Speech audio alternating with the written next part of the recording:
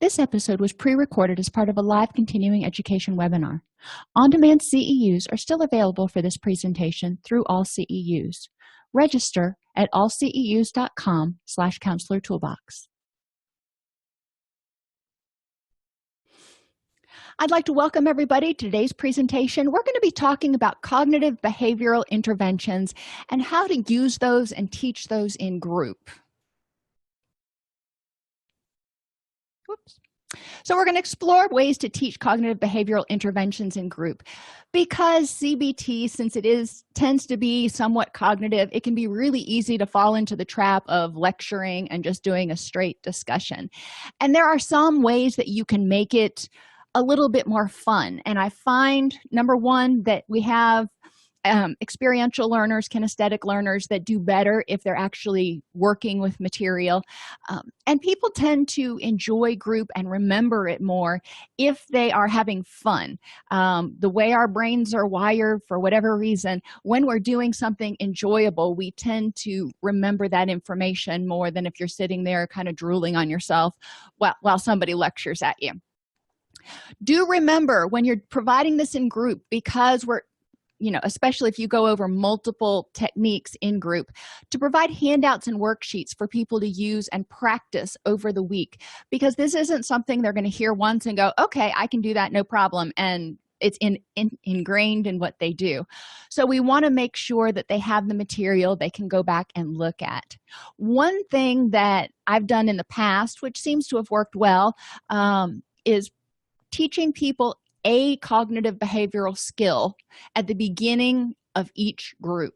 So instead of teaching them 10 in one group and they're just kind of like overwhelmed with all the, it's kind of like going into Home Depot and getting 10 new tools and going home and going, gosh, where do I start? It provides them one tool per week that they can work with and manipulate. You can use that tool in order to help them work through whatever you're talking about in group. So if you teach it at the beginning of group, then when things come up in group, you can say, okay, let's use this new tool and see how it works. So those are just a couple tips for CBT groups.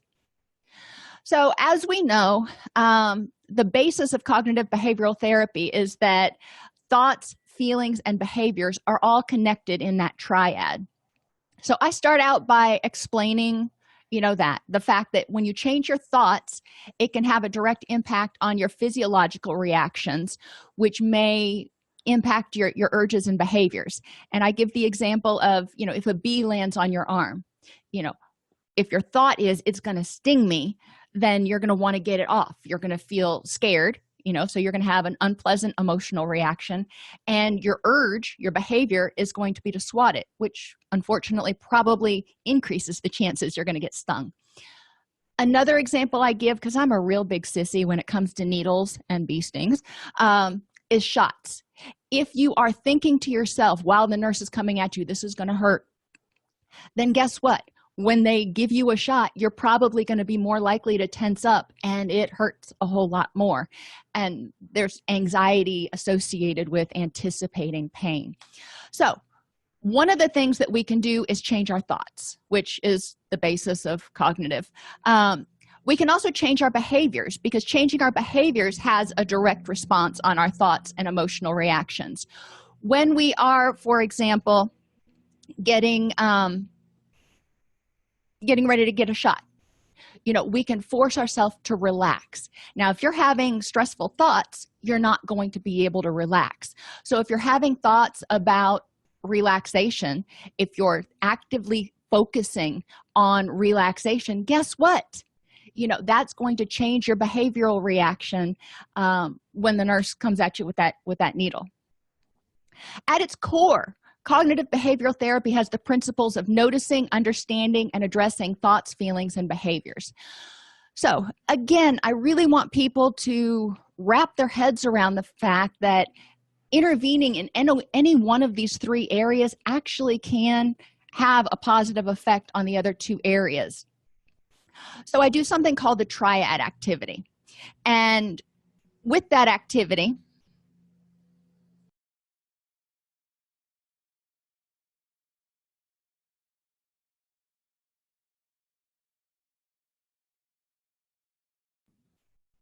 with that activity, I have people, and I have little placards that they can wear, and they're not fancy. They're just laminated sheets. But I will have two people.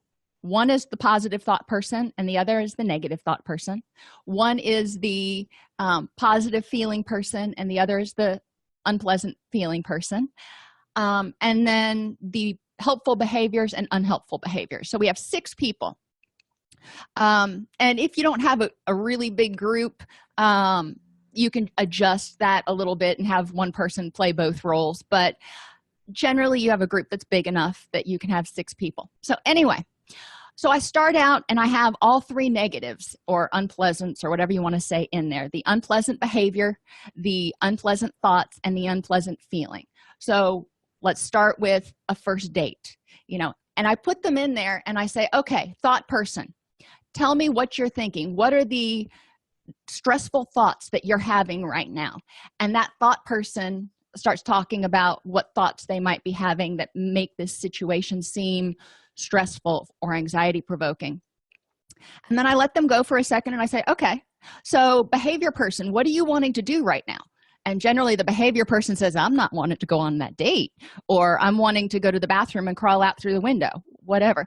And I'm like, okay, so your stressful thoughts lead to the behaviors of wanting to escape or wanting to avoid it. All right, that's good. Okay. Then we have the feeling person, and you can address it in any order. And I say, okay, feeling person, how are you feeling right now? And they usually look at me like, well, duh, I'm feeling really anxious. Okay. So then I take the negative thought person out and I put the positive thought person in. And I say, okay, positive thought person, you're getting ready to go on a first date. What are all the positive thoughts you can have? And then again, we go through and I say, all right, behavior person, how are you feeling? What are your urges right now? And generally it's like, let's see how it goes. And feelings person, how are you feeling with these positive thoughts? And it might be optimistic or curious or whatever, excited. So that's wonderful. All right, you see where we're going here. So then the next person, I usually go around and I do behaviors next.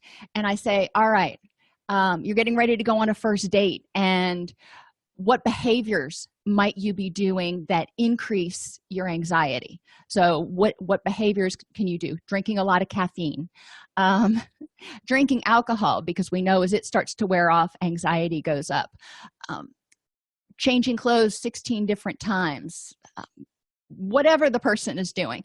And then I say, okay, so you're doing all these things, you are in a tizzy, you are doing all these frantic behaviors.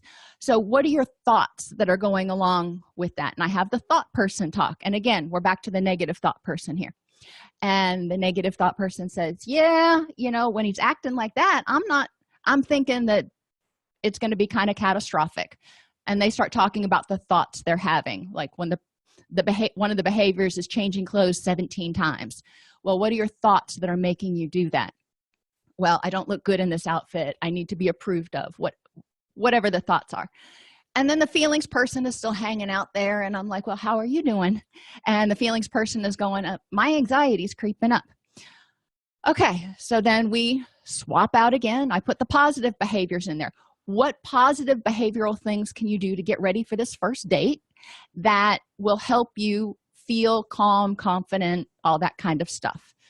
And then that person talks about what they're doing. Then I ask the thought person, all right, what are your thoughts?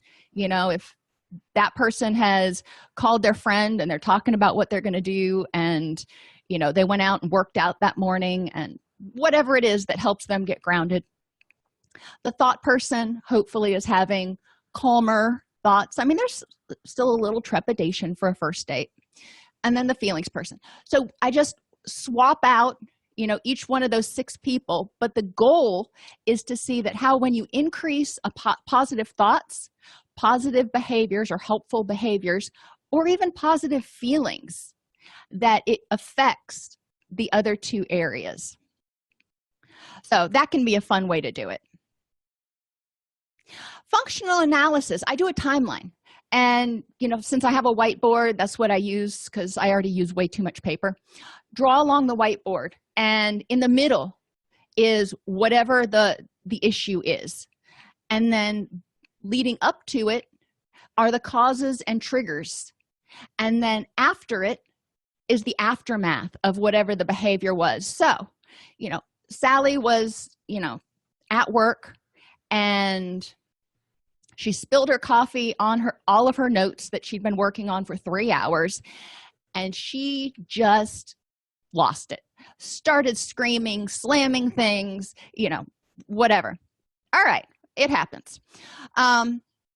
So we want to look at what were the antecedents, what led up to that may have caused Sally to be more likely to freak the freak out, as my kids say, when the coffee spilled on her notes. One of the things I'm hearing is, well, if she'd been working on notes for 2 hours, that means she was way behind in her notes, and she probably doesn't like doing them anyway, and now she's got to redo them. So that's frustrating. So looking at the antecedents leading up to that, and it could have been a really good cup of coffee, and that always is irritating when you spill that. So we look at what led up to it and ways that could have been prevented. Maybe doing your notes right after each session, figuring out a way to do notes in session like I've suggested to y'all before, whatever the case may be. Maybe she also got up late, or she just wasn't feeling it that day. So what could she have done to improve her mood before she started on those notes? One of the things I'll do if I'm having to do something that I really am not excited about doing, I will put something on the TV because I just like having that background noise, and that makes me feel more calm. I don't know why, but it does. But we talk about ways you can mitigate those vulnerabilities. And then we want to look at the impact. After she lost her mind and started throwing things and yelling and screaming and thought that the sky was falling. All right, so what were the consequences of that? Well, it didn't get the notes done any faster. It used a whole lot of emotional and physical energy. It got her into a negative mental space. Socially, people around in her office were going, oh yeah, we want to steer clear of Sally for a little while. And environmentally, her office is a mess now.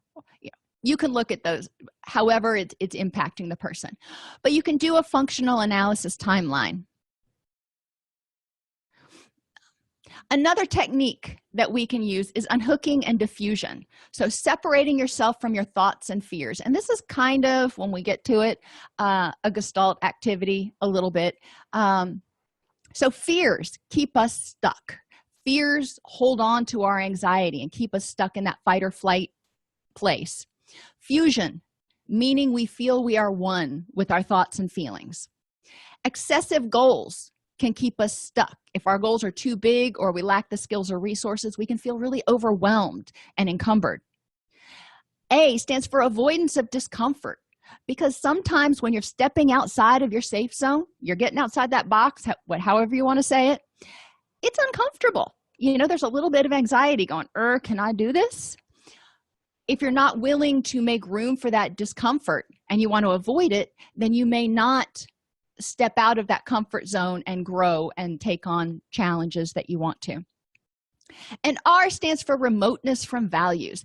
If you're doing things that are not in line with your values in order to avoid the discomfort or deal with this fusion with your fears, then it can keep you stuck even more. So the antidote to fear is dare. Diffusion. And this is where the activities come in, because I don't necessarily want to get people fusing. I want to get them to diffuse. So diffusion. Feelings, thoughts, and behaviors are not who we are. Feelings are something we have. Thoughts are something we have. And behaviors are something we do, but they are not who we are. And I want to separate that. When little Johnny makes a mistake, he's not a bad boy. He is a good boy that made a bad choice. And there is a strong, huge, large, big difference between those two things. I don't want Johnny thinking he's a bad boy, because then that makes him feel ashamed of who he is instead of ashamed of what he did in the moment. We can fix things that we did, or we can make amends, but sometimes we can't fix who we are.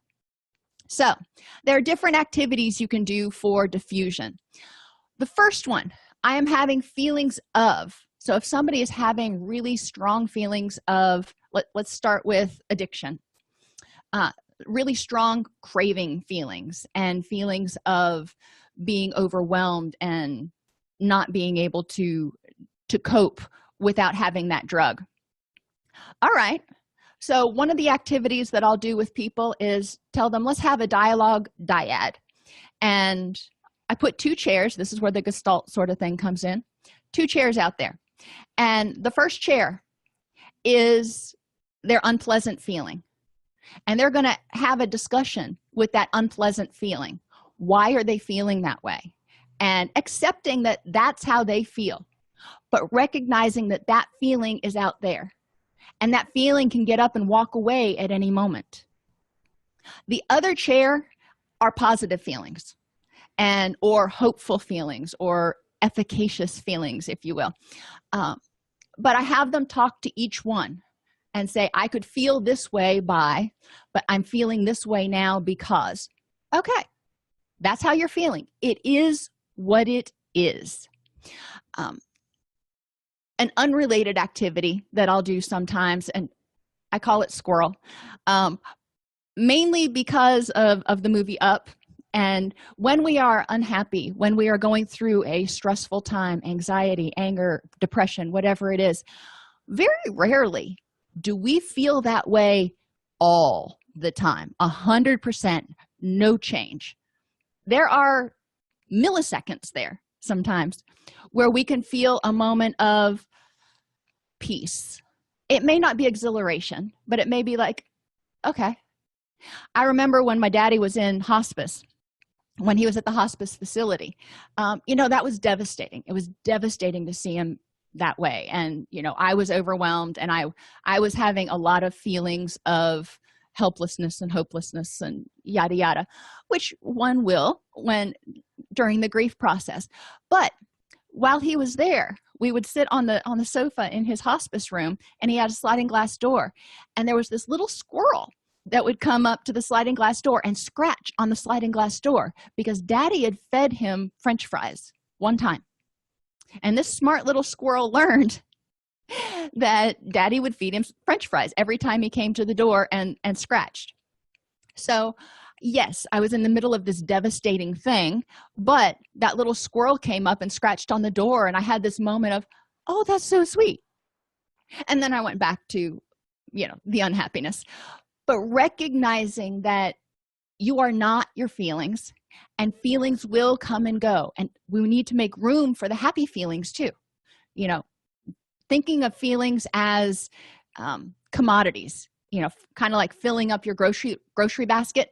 You're going to have all those healthy foods in there that you're supposed to eat, but you may put in some chips and some other things. And for me, the squirrel was like the junk food. That was my junk food of happiness for the moment. So encouraging people to recognize that they are not their feeling, and that feeling does not consume them, to make room for others. You can also do, I'm having the thought that. And this is an interesting one to do. During the dialogue dyad, you can make notes of thoughts people have, both positive and negative. You want to write down both of them and write them down on slips of paper. And yes, I know, more paper, lots of composting. Anyhow, but then you have people walk by, and this person is, struggling with addiction, for example, and they've already talked about the unpleasant feelings that they're having. But then there are other feelings of empowerment and remembering when they've been clean and sober for a while, or remembering when they've been happy and been proud of themselves. So we take all those feelings or all of those thoughts, and I start out with sort of a litany of the unpleasant ones because that's where they're at. And sometimes people just need to get their thoughts out. to get them out, validate them, go, okay, that's how I feel, it is what it is, and then they can let it go. They just need to get it out. Otherwise, it knocks around in their brain until it can get out. So let's let them get it out. It doesn't mean they have to hold on to it. So they have this feeling, and people hold the slips of paper and walk past the person who is unpleasant, having this unpleasant experience, and the person reads the feeling statement. I don't feel like I can tolerate this. I'm going to relapse. I can't take this anymore. I'm miserable without my drug, whatever it is. But as soon as the person reads it, the thought person in the thought line walks past them, and that thought is gone. They said it, they acknowledged it, it's gone. After you get through a few negative thoughts, then I start interspersing some of the ones that came when they were talking to the positive thought chair.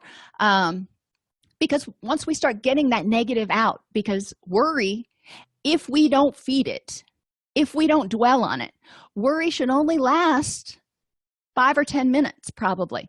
And then we start having the problem-solving thoughts. That anxiety and adrenaline starts bleeding off, and we get more in our wise mind, and we start having more problem-solving thoughts. So then the problem-solving thoughts start coming in, and they walk by too. The person doesn't have to hold on to any of the thoughts that go by. But if they choose, then they can grab, not physically, but tell somebody from the thought line, you come here. I want to hold on to this thought for a minute. And we see what thoughts that they hold on to. The key is to provide them a visual of the fact that thoughts, you want to get them out, acknowledge them, and let them walk away. And if they can get that vision in their head, sometimes it can help them when they start having those thoughts. They can actually envision those thoughts being typed out on a piece of paper and flying away. The other thing is my behaviors are. Sometimes behaviors are not the healthiest, but they're behaviors. So again, let's go back to addiction. Person can feel overwhelmed, they can feel frustrated that they can't use, they can feel cravings, they can have thoughts that they are powerless, they can have thoughts that they have to have that drug or use that thing right now, or they're going to die. Those are all feelings they can have. Those are all thoughts they can have. Their behaviors, if they end up using, okay, their behavior was that they used. That was probably not the most helpful behavior, but it helped them survive. Their behaviors are not who they are. They are not failures. They are not relapsers.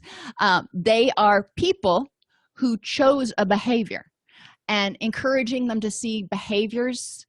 Again, Johnny's not a bad boy. Johnny made a bad choice. So encouraging people to see behaviors separate from themselves. All right, so once we see that feelings, thoughts, and behaviors are not who we are good people. We have good hearts and good intentions. We just sometimes, go a little bit off the helpful path. Acceptance of discomfort. This is the next thing, and this is where distress tolerance skills come in really handy, because anytime we do something, if an occurrence happens, like you're in a relationship and it breaks up, so you start having these feelings of super anxiety, thoughts that you're going to be alone forever, fears that you're going to be abandoned forever. Behaviors may be somewhat erratic in order to try to plug that hole that the person has in their heart. Okay, when abandonment occurs, one of the steps is acknowledging how you feel and what your thoughts are, and then accepting the discomfort, going, okay, this really sucks right now. Making room for it and going, it's okay. It is what it is. I'm not going to judge myself for how I feel. Once you're not fighting with those feelings and trying to suppress them and ignore them and push them away, then you can focus on fact-based thoughts, and that ABCDE that we'll get to in a little bit, and setting realistic goals. It's like, okay, So I'm having these feelings and I'm having these thoughts, and they're unpleasant. I want to feel better. So what's a realistic goal to improve the next moment in this situation? What's the first step I need to take to change the situation or change my reaction to this situation? And then finally, embracing values. Living authentically increases happy feelings, positive thoughts, and behaviors. So, if I am, well, go back to addiction again. If I'm struggling with that, I'm in this really relapse prone mental place right now, and maybe even behaviorally not doing the things I need to do in order to maintain my recovery lifestyle. If I accept discomfort, I go, okay, recovery is not always roses. Sometimes it's discomfort, which is uncomfortable, but I'm going to accept that. So what goals can I set to help me feel better in the moment without using, and what are the fact-based thoughts? Because likely I'm not going to die if I don't use again. So what are the fact-based thoughts that support my goals? And how do these goals and these thoughts help me embrace the things that are important to me, like recovery and doing things so I can be closer to my family? Going back to abandonment, having the feelings of anxiety and despair, having the thought that I'll be alone forever. My behaviors are unhelpful because, I've texted him 72 times in the past 24 hours. Okay, I can see how that behavior is not helpful. Does it make me a bad person? No, it's just not a helpful behavior. So let me accept the discomfort I'm feeling and set realistic goals and focus on, disputing those thoughts that I'm having and figuring out which ones are actually based in fact and what do I need to do to start feeling better.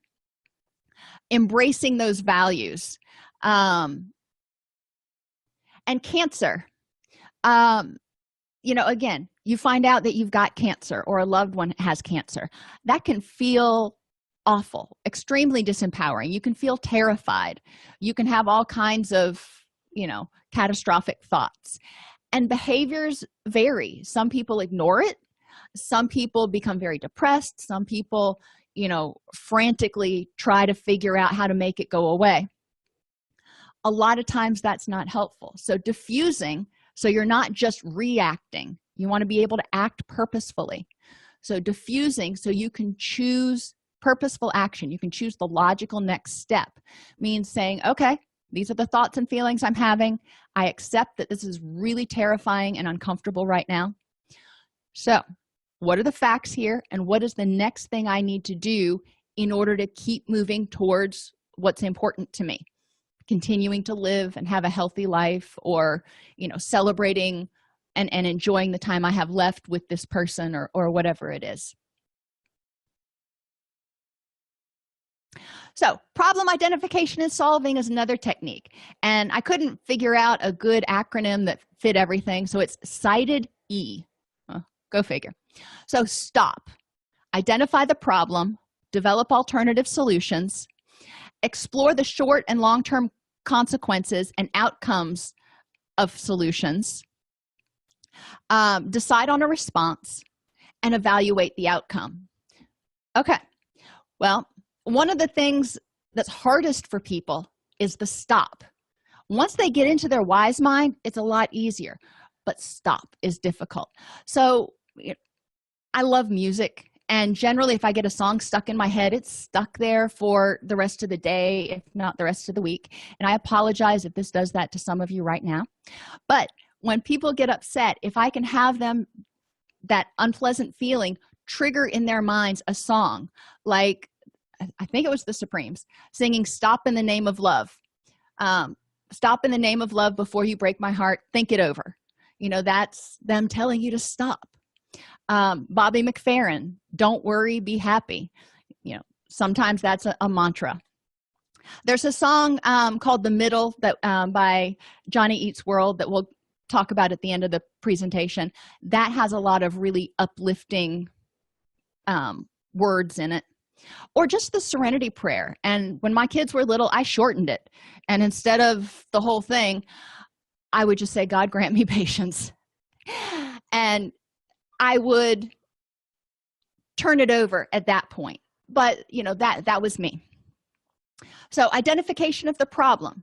Once you've stopped and you're able to think, and sometimes these songs will even make you happy because you'll start going around like stop and singing, and bless the people in my heart or in my office, because I get a little goofy sometimes, but you can feel a little bit happier, but at least it helps you stop.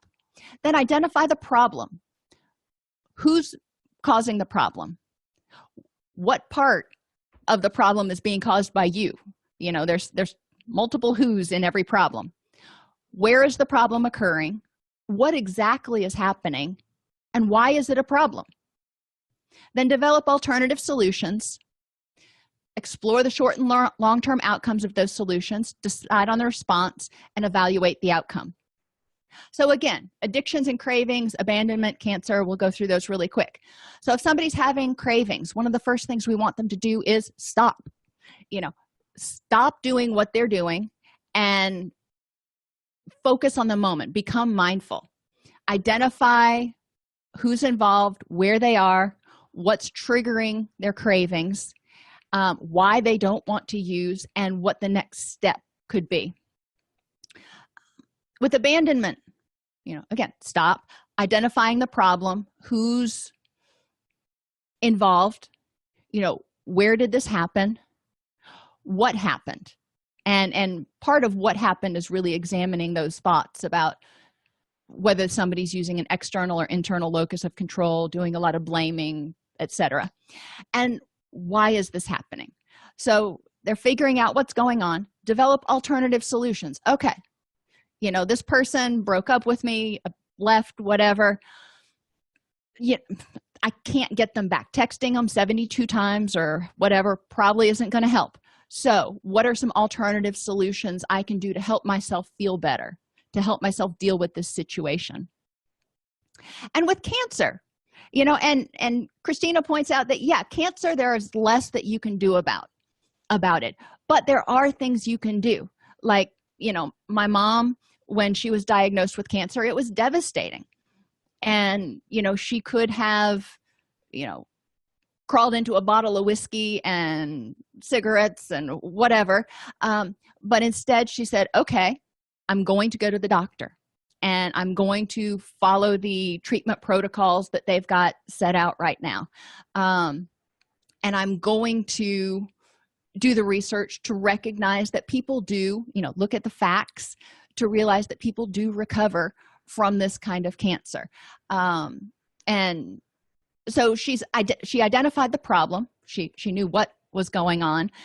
Why it happened, hard to say.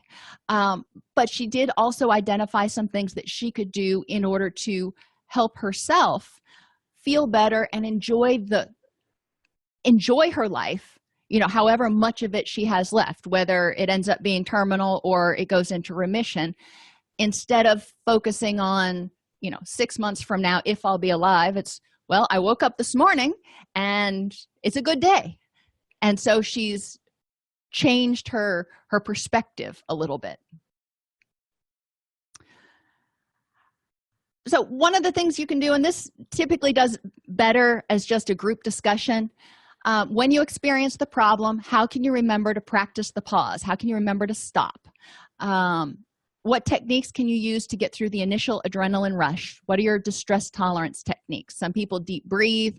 Some people go on a walk. Some people put on loud music, splash cold water on your face. There are a variety of techniques, but I want people to figure out what works for them. Describe a time you got upset and effectively managed it. So, I want people to recognize that they have managed distress before. Give an example of a time when you got upset and did not effectively manage it, and what was the difference?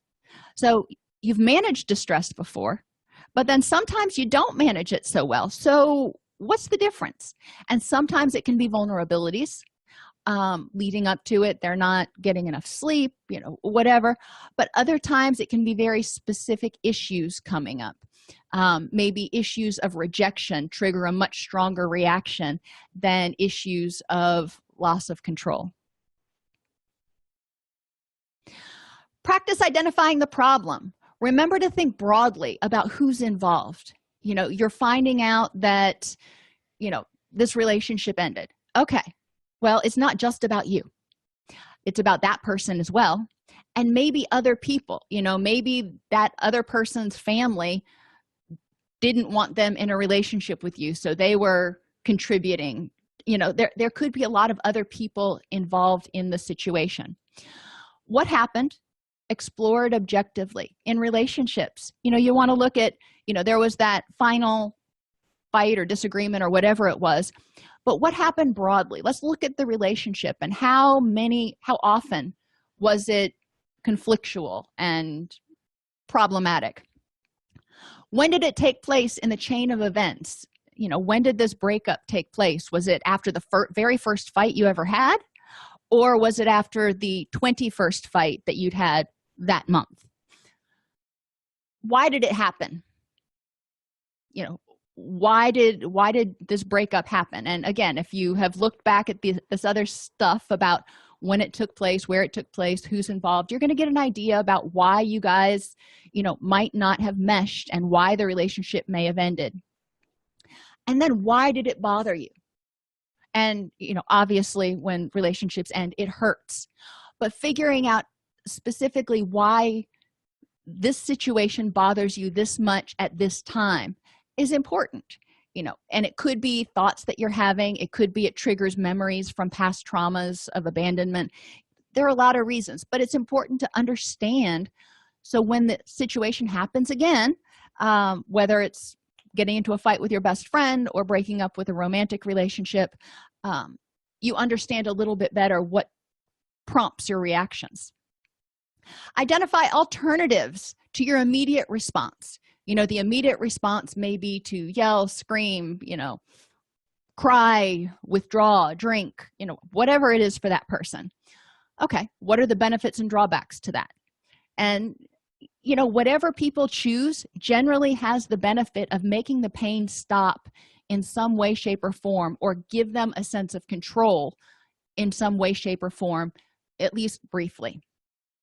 But what are the drawbacks to that immediate response? And generally that means looking 30 minutes or 3 days down the road. What are the drawbacks to that response? Drained your energy, did no good, alienated other friends, whatever it is. So what are some alternate responses that you could choose? And what are the benefits and drawbacks to those? And I'll tell you, one of the drawbacks to a lot of the alternate responses is it doesn't numb the pain quite as well immediately. Instead of being lidocaine or something, it's more like just triple antibiotic ointment. It doesn't do a lot to stop the pain right away, but it does start to help it heal. And then choose and implement the response. Contracting, encouraging people to identify problem behaviors, the function of the problem behavior. So maybe you have little Tommy, and little Tommy throws a tantrum every night before it's time to take a bath, and this is a problem behavior. So what's the benefit of the behavior? What's the function? He doesn't want to get into the bath. He's delaying the time to get into the bath. Why is he delaying that? Is it because he's got some sensitivities and when this water hits his skin it hurts? It can happen. Is it because once he takes his bath he knows he's got to go to bed and he doesn't want to go to bed yet? What's the function? Identify a new behavior to replace it. So, okay, Tommy, you don't want to take a bath right now. We don't want to reward that behavior, but instead of throwing a temper tantrum, and because that's not going to get you what you need, what are other things that you could do? And maybe helping Tommy find the words to say, I don't want to go to bed yet, or I want to read one more story. If you can figure out why Tommy is doing this behavior, again, let's say he doesn't want to go to bed yet, he wants to read another story because maybe dad or mom just got home from work. Okay. Or maybe siblings are staying up and Tommy wants to be big like his siblings. Okay, that's fine. So how about, since you don't want to go to bed yet, what if you take a shower now anyway, and then you can stay up and read a book or watch a show with the family or whatever it is. Yes, that means you got to make the shower time come a little earlier, because we don't want Tommy going to bed at 10 o'clock, but contracting with Tommy a little bit to figure out what to do. Identify rewards for the new behavior and drawbacks to the old behavior. So if you get into the shower now, how can I reward that behavior? And what are the drawbacks to you throwing a temper tantrum? If Tommy is 4, this is not going to be a productive discussion, very much. But even if Tommy's 4, as an adult, as a parent, we can look at the benefits and the drawbacks to the old behavior. We also want to address drawbacks to the new behavior. So if he says, I don't want to go to bed yet, and we say, okay, but you have to go to bed, then that might punish him articulating what he wants. Anyway, write a contract and monitor the behavior. Contracting can also be used for emotional eating, just about anything that you want to change. Target behaviors, and you can do this on flip charts. I do put them around the room. One is persistent worrying, one is not getting out of bed, one is anger outbursts, smoking, stress eating, and caving or being overly passive. So then I have people go around the room the first time, identify the vulnerabilities for each. What makes you more likely to engage in persistent worrying, to not want to get out of bed, to have anger outbursts, etc. Then they go back around the room and they identify the benefits and drawbacks of each. What are the benefits to persistent worrying? Well, it keeps you from being caught unawares, that's for sure.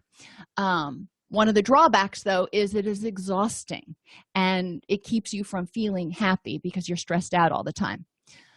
So they go around the room and do that. Identify alternate ways of meeting the same need. So, the benefit is of persistent worrying is it keeps you from being surprised or being caught unaware. So what's an alternate way to keep yourself from being surprised? Thinking about what that is. If the person is worrying about particular things like their kid getting injured or getting in a car crash, how can you address that so you're not persistently worried every time Junior takes the car out and worried until he comes home 6 hours later every single night? It's exhausting. So what are some other ways that you can feel more confident and calm? And identify ways to address that target behavior. Schedule in the positive, and I do this on our Friday roundup. On Fridays, when I do group therapy, we go through over the treatment plan. Everybody goes over their treatment plan, identifies the progress that they made, goals that they have for the upcoming week, so they can share and support one another in their progress. But then we also talk about scheduling in the positive for the weekend and the upcoming week. What health-related activities are you going to do? And, for some people, it's going to the gym every day, and that doesn't really change. But sometimes people may say, oh, on Wednesday, I'm going to go hiking, blah, blah. Cool. What are you going to do for fun? And I want them to schedule in fun for the next week. I want them to schedule in rest and relaxation for the next week. And I want them to schedule in socialization for the next week.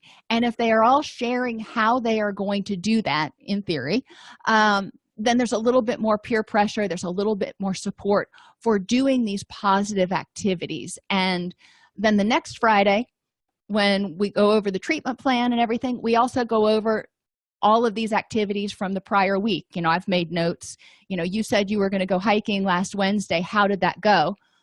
So, it reinforces the fact that taking care of themselves and doing positive things are important, because if we increase our positive activities and are happy, the number of minutes per day that we're happy, that's a fewer number of minutes per day that we are unhappy. Chunking and successive approximations. Chunking means breaking overwhelming tasks into smaller ones. Recovery, for example, when people go through substance abuse recovery, in our IOP program, we have it chunked where there are certain tasks that they are supposed to accomplish, and treatment plans do the same thing. Certain tasks they're supposed to accomplish every week. We're not worried about this big goal over here. That's overwhelming. There's a lot of stuff to do to get there. We're worried about what you need to do today, what you need to do this week. Spring cleaning can be chunked. When I do spring cleaning, I don't do the whole house in one day. I pick a room, and that's the room that I do that day, or two if it's a easy room like the bathroom or something. But I chunk it. That way I don't feel overwhelmed and lose 3 solid days to cleaning the house. Getting kids back is another one. Following that Department of Children and Families case plan, that can feel overwhelming because you get it and it's 20 pages long. So helping people chunk it and go, okay, what are you going to do today? What are you going to do this week? Successive approximations. Gradually working towards a harder goal. One of the most common ones that we think of is fears and phobias.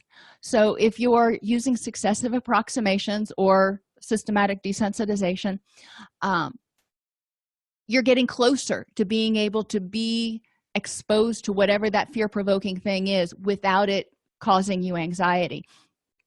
So snakes, for example, first you want to be able to think about snakes and get to the point where you can calm yourself down without being overwhelmed.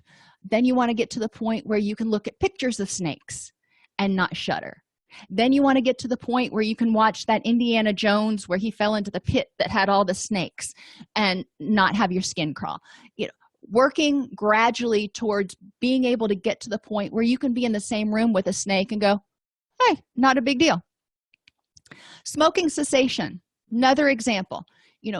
People will gradually cut down on their cigarettes and they will provide themselves rewards for that. So smoking cessation, maybe they cut down 1 cigarette less each day, so they're not smoking their final cigarette in the night for a week. And then the next week, they're not smoking that cigarette, but they're also not smoking their first cigarette of the day. And then the next week, they eliminate another one.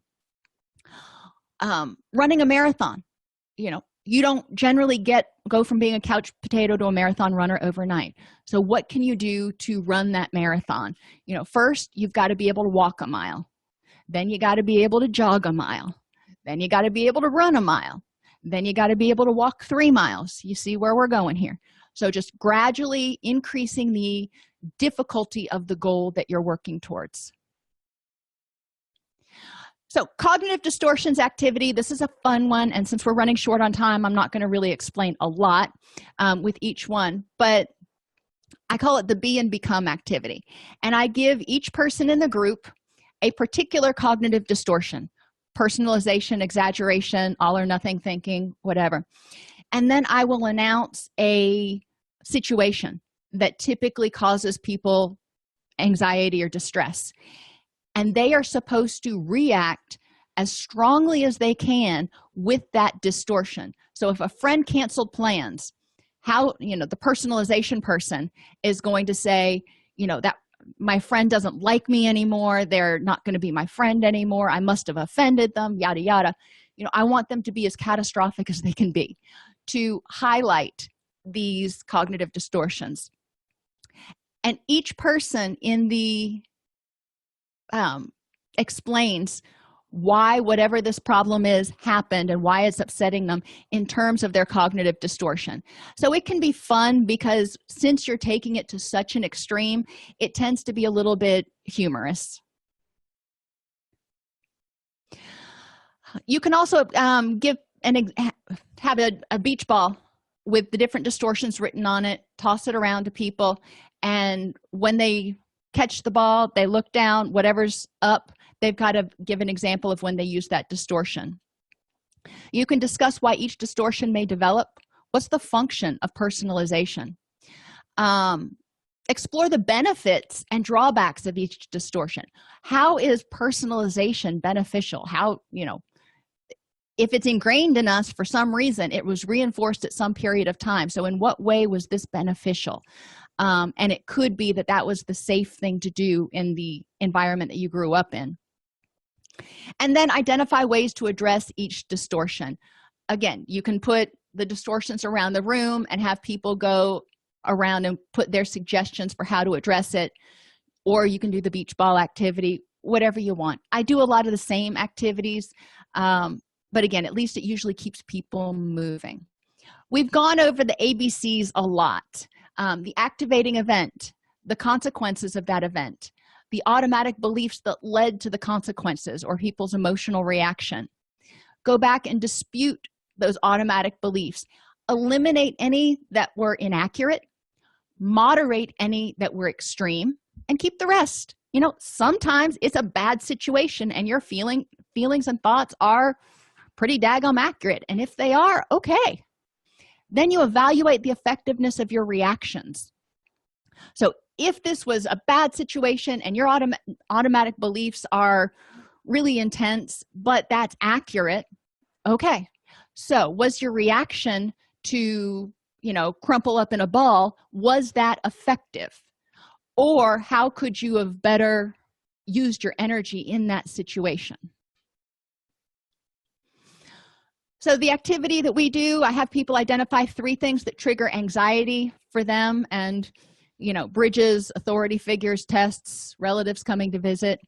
3 things that trigger anger, tailgating, lying, computer problems, laziness, whatever it is for them, get some things and have them go through and apply the ABCDEs. Cognitive restructuring or taking the middle path means literally changing your thoughts. So finding meaning in the current event, and this can be hard, especially with things like cancer. It can be really hard to find meaning and understanding. You can challenge the interpretation. So if you find out that you've got a cancer diagnosis, your initial interpretation may be this is a death sentence. But if you challenge that interpretation, you may realize that cancer research is, getting better literally every single day. So it may not be. And, what are your chances? And develop a both and perspective. Yes, this is devastating. And I am going to fight it and try to get it into remission. Examples of restructuring. So when people get stressed, instead of viewing something as a threat, how can they view it as a challenge? So public speaking, some people hate it. So instead of viewing it as a threat and worrying that you're going to trip over your own tongue or you're going to pee on yourself or whatever, how can you view it as a challenge? How can you view it as a growth experience? Failure. We can see things as failure. And again, remember, we're seeing things as failures, not ourselves as a failure. But how can you see failure as a learning experience? You learn one way not to do it again. Loss versus opportunity. So maybe you lose a job and that can be devastating. However, maybe it's an opportunity to find a different job that you'll be happier in. And powerless versus empowered. So sometimes we feel powerless. Helping people focus on, yeah, there are a lot of things about this situation you're powerless over, but what do you have the power to address in this situation and in your life right now? Have people identify 3 common triggers for anxiety and anger. They find the meaning in the current event, interpret the event as a challenge instead of a threat, and develop a both and perspective. So, again, we talk about it and then I have them apply it. Examples can be applying it to a significant other not responding to a text, not getting a promotion or a first date. Systematic desensitization, we talked about earlier. Learning to effectively use coping skills to reduce distress through gradual exposure. Level 1, imagining and describing the distressing event. Level 2, and sometimes there are levels in between here, but the middle level, exposing yourself at a safe distance to the distressing event. And level 3 is experiencing the distressing event. So going back to snakes, the other day I brought in sweet potatoes or sweet potato vines because the greens are really good if you bake them, but I digress. And, I fixed the vines and whatever, and I put them back out in the garden. the remnants. And the next morning I got up and I started making my coffee, and my daughter looks at me. She's like, "You brought another pet in?" And I'm looking at her and I'm like, "What are you talking about?" Well, apparently in the sweet potato vines that I had brought in 2 snakes, and they had presented themselves that morning for her to see when she first got up. Oops. So thankfully she's not real freaky about snakes, but if somebody would have been, that would have been overwhelming. So first you want to imagine yourself walking into the living room and seeing a snake, and then maybe walking into the living room and seeing a snake in a terrarium, and then eventually walking into the living room and seeing a snake on the floor. But during at each level, people people need to get themselves to a place where they can rate their distress, but they can calm their distress down, and they get to the point where they can see it and it doesn't upset them. They can see it and go, all right, that's a picture of a snake. Distressing events that I can do, or I have done systematic desensitization for, include public speaking, a first date, airplane ride, and then some other personal example. Snakes, that's one for people. Cognitive processing therapy, using analytical questions to help identify cognitive errors so people can make more effective choices. This helps them address overgeneralization and emotional reasoning. I have people put these questions on a card and carry it with them. It's their emergency card. When they get upset, what is the evidence for and against this situation? And I want facts. I don't want hypotheses. I don't want assumptions. I want facts. What are the facts? Is that my feeling based on facts or feelings? So just because I'm scared doesn't mean it's necessarily scary. Going on a roller coaster, I'm terrified of roller coasters. Does it mean they're unsafe? No. The statistics say they're pretty safe, but I'm terrified of them. So my reaction is based on feelings, not facts. Are all aspects of the situation being considered? We'll stay with my roller coasters for a minute. No, I'm considering going downhill at a bazillion miles an hour, and that's not safe. But I'm not considering that I'm strapped in, that it's been inspected, all of those other things, and how many millions and millions of rides happen every day with no problems. Am I thinking in all or nothing terms? Am I confusing high and low probability events? Well, yeah, I'm thinking if I get on there, I'm going to die. That's kind of an all or nothing thought. And I'm confusing high and low probability because there is an extraordinarily low probability anything is going to happen if I ride a roller coaster. So what's the most logical course of action? Well, for me, it's to avoid roller coasters because there's just no reason to expose myself to that. But sometimes there are other choices that you can make.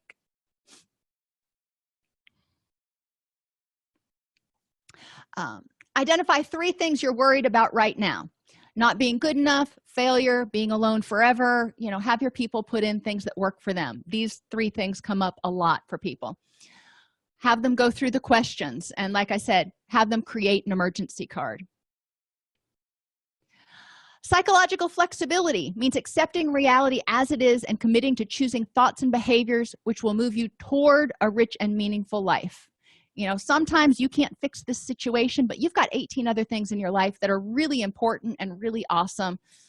So you can devote your energy to those if this is unchangeable. Commitment means determination to improve the next moment and realization that there are multiple aspects to commit to in your rich and meaningful life. There's your job, your kids, your health, your house, whatever it is that makes you happy. So have people define a rich and meaningful life because it's going to be different for everybody. Have them identify what their top 5 values are. What are the top 5 characteristics they want to be remembered for? Which people are important in your life? And I include 2- and 4-legged creatures. and what things, hobbies, and activities are important in your life. So if you have this rich and meaningful life, all of these things are going to be there, and you're going to be acting in accord with whatever those values are. So once they know what their destination is, that's over here, then they can figure out, okay, I'm unhappy right now. This is unpleasant. First thing, is this worth my energy? Is addressing this issue, even and devoting energy to it, going to do anything to move me closer to my goals? And a lot of times the answer is no. You know, yelling at the person that cuts you off in traffic, that's just a waste of your energy. So figuring out, is this worth my energy? And then if it is, saying, okay, what things can I do and thoughts can I have that will help me address this situation in a way that moves me closer to my goals? So if you get passed over for a promotion, you know, you could get angry and badmouth your boss and yada yada, or you could say, okay, so one of the things I can do is learn why I got passed over, develop some skills, have some positive self-talk, reminding myself that I'm a good person, maybe I wasn't a good fit for this, yada yada, and reminding myself of, you know, why I'm coming to work each day. Maybe it's, you know, to keep a roof over your head. So focusing on that use of energy. Where you are is where you are. It is what it is. You feel how you feel. But what can you do to use your energy right now, the energy you have, to move you back or start you moving again towards what's important in your life? So think of it like you all of a sudden get stuck in a traffic jam. What do you need to do? What detours do you need to take, if any, to get you back on the road towards your rich and meaningful life? So there are a variety of ways to help people explore and address the thoughts which may be keeping them stuck. Some techniques will work better in certain situations. Since our thoughts are based on prior experiences, teaching it in group can help clients explore alternate interpretations and information in similar situations. So they may think, you know, I never thought about it that way before. That's great. They're doing your work for you. By developing a broader understanding of situations, people can explore the effectiveness of their thinking in terms of how it impacts their ability to live a rich and meaningful life. Okay, so if you have any questions, you can start thinking of them now. If you are ready to go, you can go. This is that song, The Middle, from Jimmy Eat World. I really like it. It's basically talking about, it sounds like a teenager who feels down, feels dejected, and he's saying, don't worry about what other people say. It's about how you feel. And you know, yeah, it sucks right now. It feels really awful. When you come out the other side, you know, you can keep going. You are strong. So anyway, I like this song a lot. Other songs, Kelly Clarkson's Stronger, Demi Lovato, Skyscraper, Toby Mac, Start Somewhere. There are tons of songs out there. So it's important to, you know, encourage clients who like music to find music that supports a positive outlook. Yeah, we can have our moments where we're listening to, you know, death metal, but we also want to have those playlists that are uplifting and encouraging. Okay. And yes, Pat, I agree. There are apps that can be developed. There are some CBT apps out there. You know, I think there's definitely room to add more CBT apps to the Play Store, but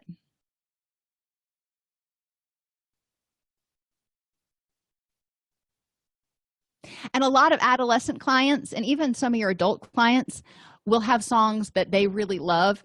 So, you know, I bring 3 or 4 to the table saying, these are ones that I really like. What do you like? And have them share that. And if they don't have any, then it's an assignment before the next group, so we can create a group playlist.